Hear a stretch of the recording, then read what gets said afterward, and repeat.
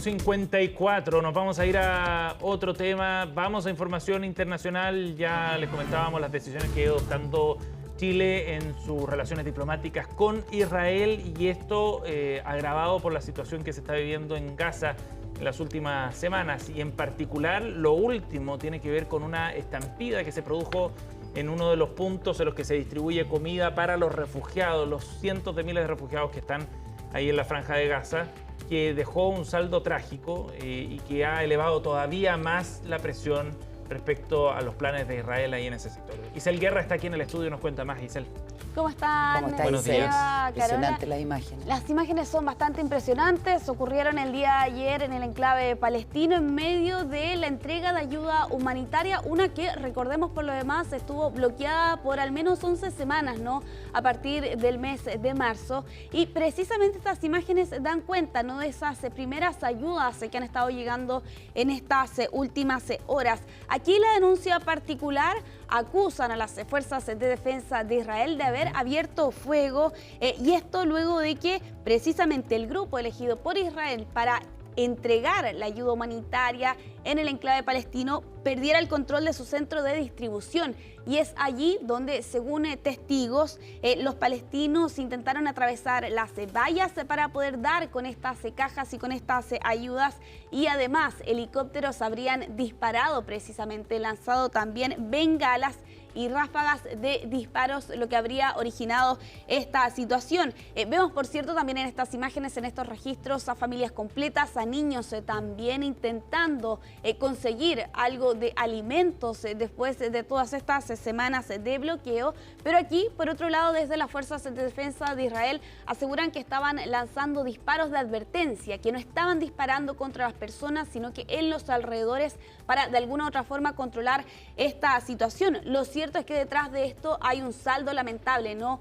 Una persona fallecida producto de este hecho, así como también casi 50 que han resultado heridas. Aquí hay un grupo de Naciones Unidas para palestinos de derechos humanos en la Franja de Gaza que aseguran que la mayoría de los heridos serían por disparos. Todo esto cuando hemos hablado ya en reiteradas oportunidades respecto de la difícil y crítica situación que ha atravesado y está atravesando la Franja de Gaza desde hace más de un año, producto de este conflicto, y particularmente respecto de la situación de hambre, ¿no?, que ha debido enfrentar el enclave debido a los bloqueos que habíamos visto hasta hace algunos días atrás por parte de Israel. Son imágenes brutales, la desesperación de la gente, de los refugiados ahí en Gaza, que han tenido que ir desplazándose de manera continua, ¿no? Los sitúan en un lugar, luego han sido forzados a ir desplazándose a otras zonas. Y además se producen ataques armados, como el que pasó en la escuela también, donde murieron 18 niños antes de ayer. También arrancando de los bombardeos, y la desesperación por conseguir algo de alimentos. Y la situación es dramática desde el punto de vista alimentario y no se tiene nutricional. ninguna consideración tampoco, porque estas son cosas totalmente previsibles, o sea, claro, previsibles, digo, que las personas tengan un comportamiento que puede resultar en avalancha, pero no hay ninguna consideración. Pues sí, por eso internacionalmente lo que se ve aquí es un afán de destrucción deliberada del pueblo palestino, un genocidio. Y con la acusación también, y más que acusación, las proyecciones que apuntaban hace algunos días atrás respecto de la situación particularmente grave para los menores de edad y la falta de alimentos precisamente y cómo ellos los podía afectar. Hasta hace algunos días atrás se advertía que al menos habían 14.000 casos graves proyectados de desnutrición aguda si es que no cambiaban y mejoraban las condiciones en el enclave palestino. Hay varias críticas al sistema actual de distribución de alimentos, evidentemente se refuerzan con lo ocurrido el día de ayer, pero hay acusaciones de que el actual modelo no satisface las necesidades que tienen 2,3 millones de personas que, por cierto, viven en el enclave palestino. Lo vimos hace algunos días atrás, por cierto, el director del Grupo Fundación Humanitaria de Gaza, que es una ONG autorizada por Israel, renunciaba precisamente a su cargo, asegurando que no estaban las condiciones para poder entregar y distribuir los alimentos y la comida de la mejor manera. Esta misma organización o fundación han planteado algunos expertos que tiene muy poco tiempo para poder lidiar con un sistema de distribución tan crítico y grave como ocurre en el enclave palestino actualmente, sobre todo después de estos bloqueos de más de 11 semanas, donde básicamente debieron cerrar varias cocinas, así como también panaderías apoyadas por Naciones Unidas debido, por ejemplo, no solo a la falta de alimentos, sino que también a la falta de gas. Bueno, la situación se ve agravada, por cierto, y lo vemos también en esas imágenes que reflejan también la necesidad imperiosa que tienen por lo demás los palestinos de que se restablezca el suministro a los niveles que existían hasta antes del inicio de este conflicto, donde ingresaban al menos 500 camiones cada día y todo eso diezmado, por cierto, por la situación precisamente que ocurre en el enclave. Varias reacciones que hemos visto también en estas últimas horas y sobre todo ahora al conocerse también este balance lamentable de muertes y de heridos que deja este hecho el día de ayer.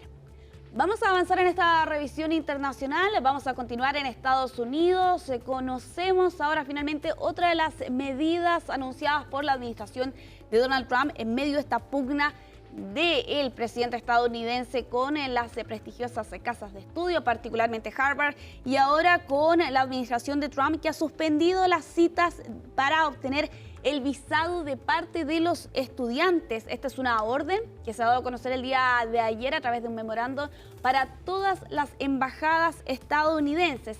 Y aquí, si uno va hoy día a la embajada de Estados Unidos en Santiago a tramitar su visa para estudiar. Exacto. En el cupo universitario que consiguió, no va a poder tramitarla. Exactamente. Sí lo van a poder tramitar quienes ya tienen fecha. Exactamente. Sí, los que ya tenían el proceso. Los que ya están en el proceso van a continuar, pero exacto, las nuevas citas, las nuevas fechas quedan suspendidas hasta nuevo aviso, según ha informado la Casa Blanca en estas últimas medidas. Y las personas que ya tenían hora y cel tampoco tienen asegurado que se les dé la visa porque las exigencias van a ser mucho mayores. Exactamente. Aquí la Casa Blanca se prepara para otra medida adicional y es básicamente la verificación de antecedentes, pero a través de redes sociales, y eso ha generado una serie de críticas teniendo en cuenta lo que plantea, por cierto, para quienes se puedan postular a esta visa, que sean revisados lo que han publicado, lo que han escrito, lo que han divulgado a través de redes sociales, quienes quieran optar, por cierto, a un visado para estudiar en Estados Unidos.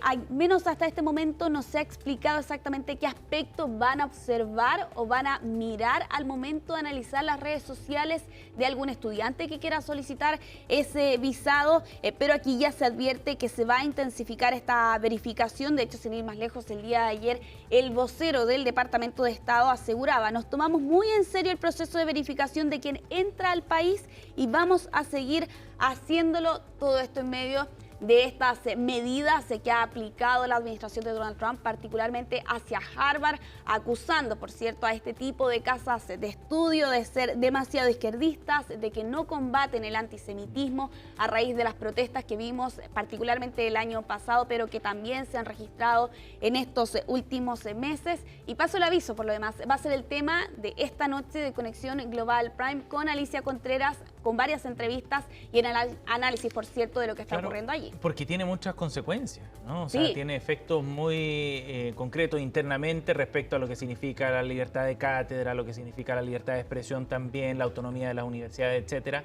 Pero además desde el punto de vista de la conexión de Estados Unidos a través de las universidades con el resto del mundo. O sea, totalmente. Esto va a significar un reordenamiento quizá incluso de los centros de pensamiento más importantes. Hay eso universidades repercute en la cultura directamente. ¿Y qué va a pasar, ponte tú, con los profesores extranjeros? Y ya hay si cambios también van en eso, a tener limitaciones de visa. De visa, sí, y hay cambios en eso. Hay universidades en Canadá, por ejemplo, y en Europa que están empezando a, entre comillas, levantarse profesores desde universidades, de los mejores profesores del mundo, digamos, los intelectuales de referencia en distintas áreas, para ponerlos, entre comillas, a resguardo, ofrecerles un espacio donde puedan hacer clase y hacer investigación de manera segura al final. Claro, y ocurre además en el caso de los estudiantes internacionales que los ingresos, por cierto, por decirlo de forma coloquial, pagan más que los estudiantes estadounidenses. Entonces también es una forma de asfixiar financieramente a las universidades, teniendo en cuenta además ya las otras medidas que ha aplicado la administración de Donald Trump, particularmente contra Harvard, ¿no? La suspensión o congelación de fondos federales, al menos 2.200 millones de dólares. Lo mencionábamos el día de ayer también, la posibilidad de que otros 3.000 se sumen también a esa medida.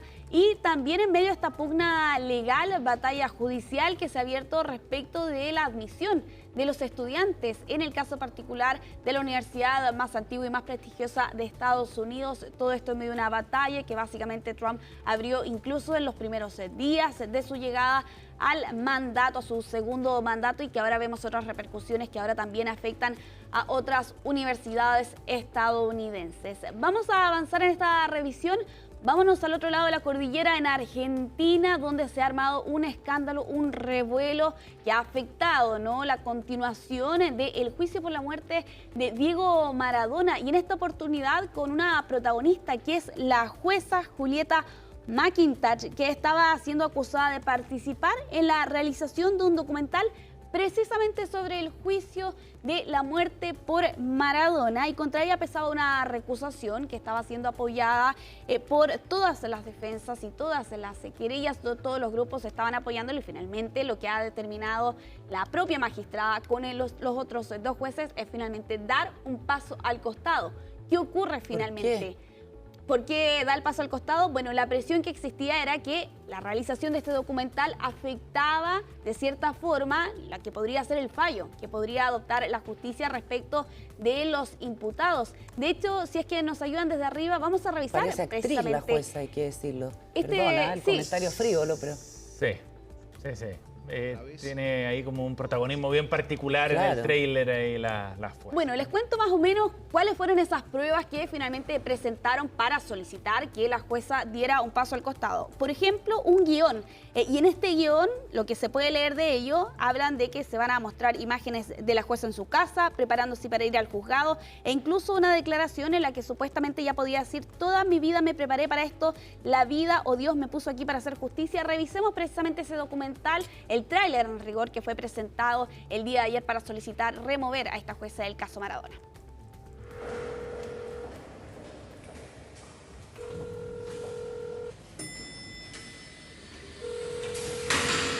De emergencias. Hola, ¿qué tal? ¿Puedes mandar una ambulancia urgente al barrio San Andrés? ¿Qué localidad? Tigre, por favor. Confirmado, murió Diego Armando Maradona. Acaba de falecer Diego Armando Maradona. É morto Diego Maradona. Diego Maradona. Diego Maradona. Diego Maradona has died. Muerte evitable. Ese fue el dictamen de la Junta Médica. Si las pruebas no alcanzan, la ley y la Constitución Nacional me indican que tengo que absolver. Le cortaste el alcohol y brindaste con Luis y Boca, boludo. ¿Qué cabeza cabe? Parece que hizo un paro cardiorrespiratorio, se va a cagar muriendo el gordo. Determinó que los 8 responsables vayan a juicio. Vos no podés llamar a la ambulancia cuando el paciente está muerto. Hay jugadas que hay que esperar que mueva el otro. Fui a la casa a verlo y estaba destrozado, pasado de alcohol, de pastillas. Le ponían sueros para que él esté bien apto, y al otro día tenían que firmar algo. Estaba frío, con toda la circulación marcada. A Diego no lo trataron, lo dejaron solo. Yo entiendo que hay muchas variables y que la gente que nos paga y todo lo que vos decís. Que era únicamente medicación para un tratamiento psiquiátrico y no había ninguna medicación para los problemas coronarios que tenía Maradona. Estaba muerto, ¿no? Sí, ahora, ¿qué dicen? Tiene que estar tranquilos, la autopsia va a dar muerte natural. Para los fiscales, fue un homicidio. Acá estás hablando que si te va mal con esto te van a dar 12 años de prisión. Finalmente, después de 2 años, hoy se inicia el juicio. Bueno, una muerte, un juicio, una jueza. Julieta McIntosh, por cierto, la protagonista detrás de este documental, que finalmente termina por sacarla de este juicio, pero ojo, porque ahora está en suspenso la continuidad. Hay algunas opciones. El proceso podría ser incluso anulado, pese a que comenzó en marzo recién pasado, retraído a instancias iniciales o cambiar de magistrado. Bueno, allí vamos a ver finalmente qué termina la justicia. La jueza detrás de Dios. Sí. La jueza detrás de Dios. Tan argentino todo, una cosa impresionante. El ego impresionante. Muchas gracias, Isel. Nos seguimos reencontrando. Nos vemos. Pausa. 9:08. Vamos al corte.